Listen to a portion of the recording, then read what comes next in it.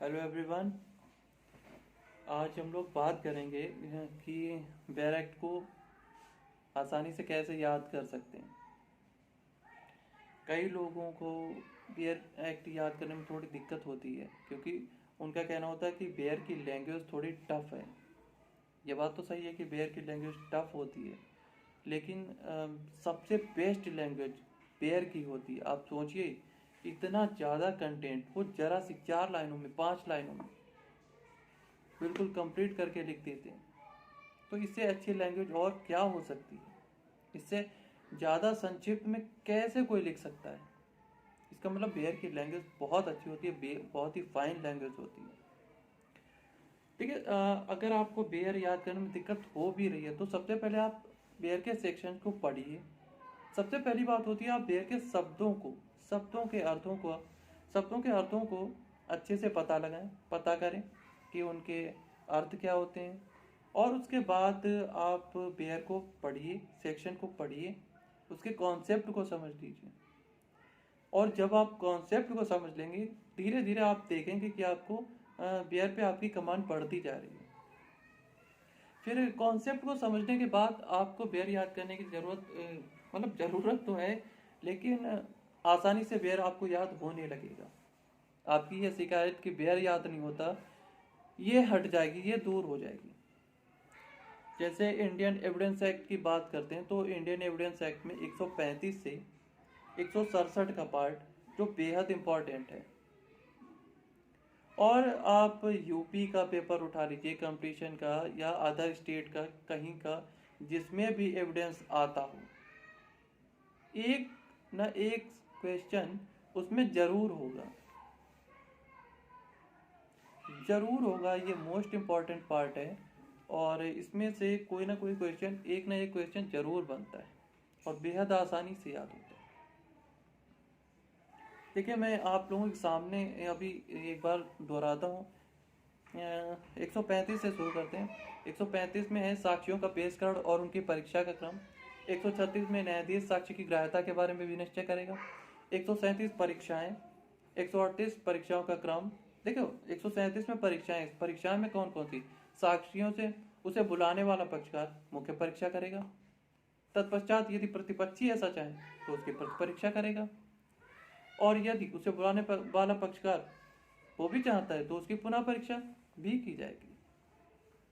अच्छा, 137 हो गया परीक्षा। 138 परीक्षाओं का क्रम क्या होगा? अब वहां पे क्रम बता रहे कैसे चलेगी, पहले कौन सी परीक्षा होगी, बाद में कौन सी होगी।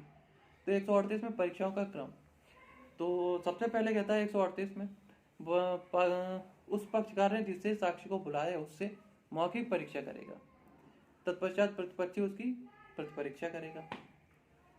और फिर नीचे लिखता है कि परीक्षा और मुख्य परीक्षा और प्रतिपरीक्षा को सुसंगत बातों से संबंधित होना होगा, किंतु प्रतिपरीक्षा को उन बातों तक सीमित रहना आवश्यक नहीं है जिनका परिसाक्ष्य उसने मुख्य परीक्षा में दिया।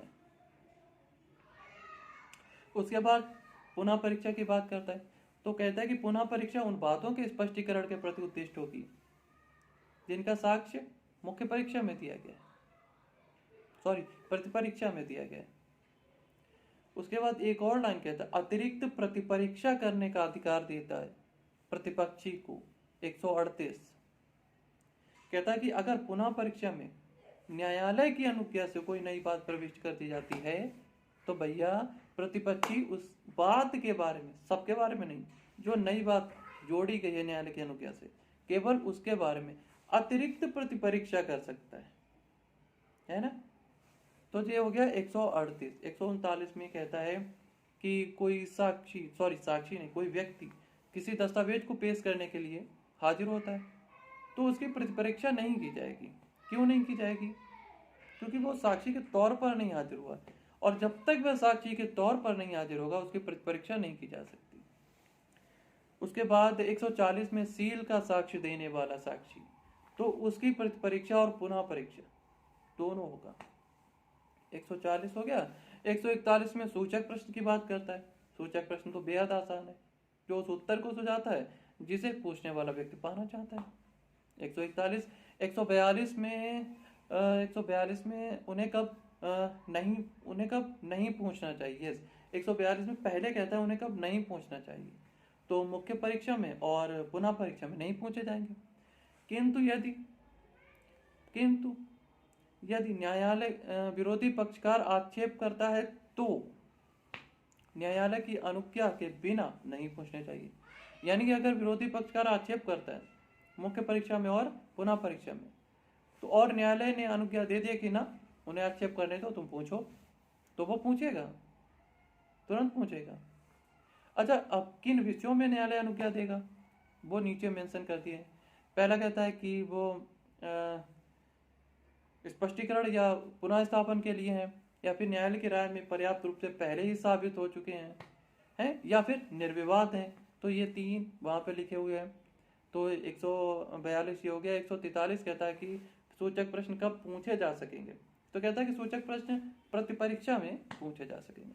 तो ये हो गया 143। 144 लेखबद्ध विषयों के बारे में प्रतिपरीक्षा। 145 पूर्वतन लेखबद्ध कथनों के बारे में प्रतिपरीक्षा। 146 प्रतिपरीक्षा में विधिपूर्ण प्रश्न। तो कौन कौन से होंगे, ये तो आसान सा है, बेहद आसान है। सत्यवादिता परखने की, देखिए एक लाइन इसमें लिखी हुई है, एतस्मिन् पूर्व निर्दिष्ट प्रश्नों के अतिरिक्त।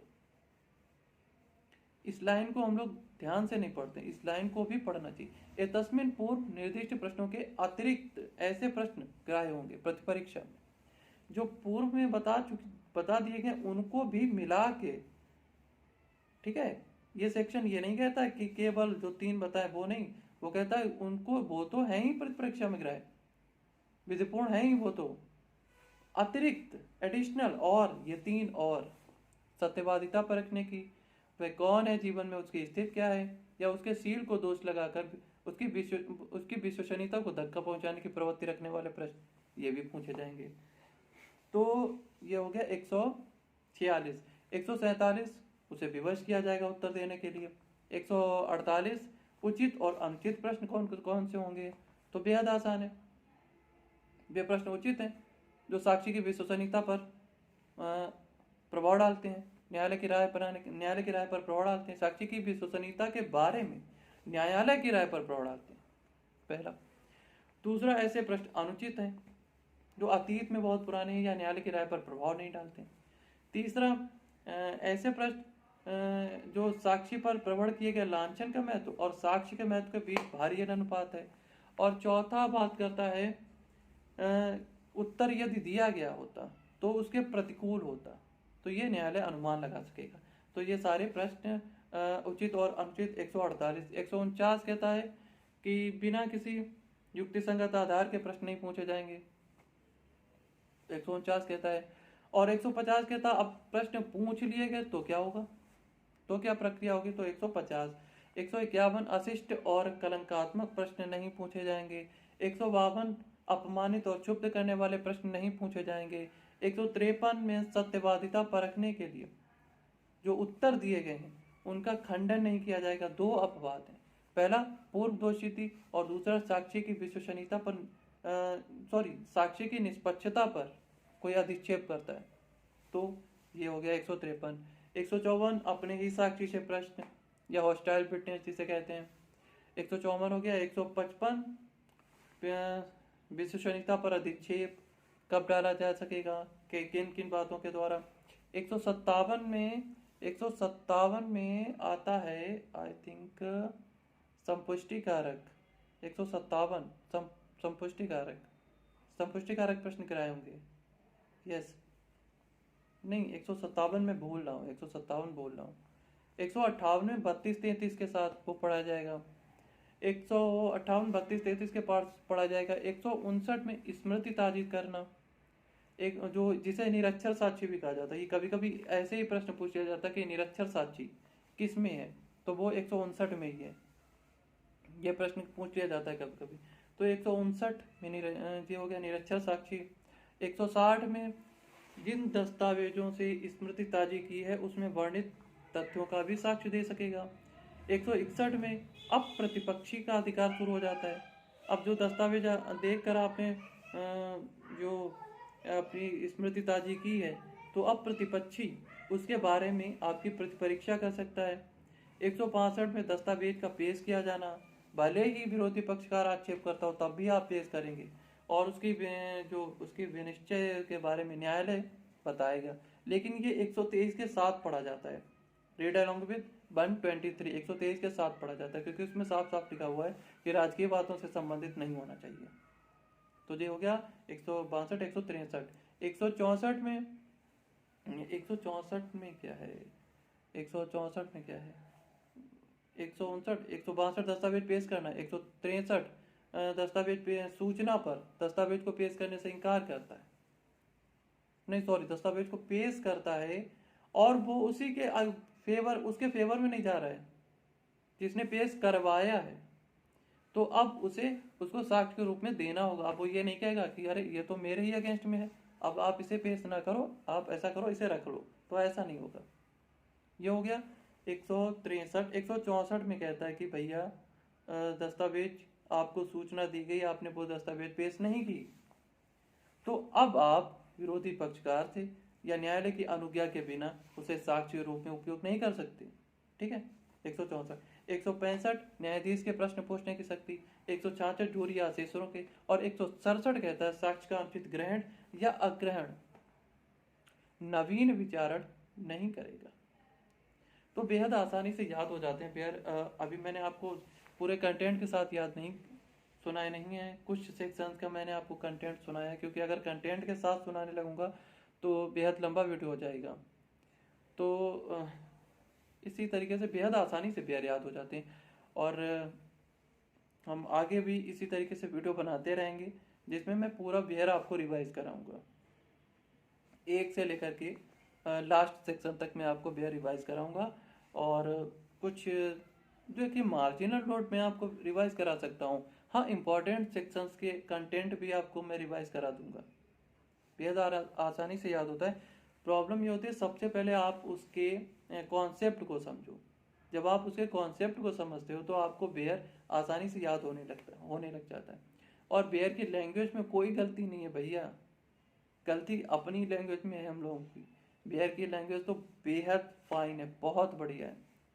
इतनी ज़्यादा चीज़ों को 84 लाइनों में कंसाइज कर देना, 84 चीज़ों में लिख देना, चंद लाइनों में लिख देना, ये बहुत बड़ी बात है और ये बहुत अच्छी भी बात है। अगर आप बेयर लैंग्वेज को बेहद अच्छे से पढ़ते हैं, बेहद अच्छे से समझते हैं, तो इससे अच्छा आपके लिए कुछ भी नहीं हो सकता।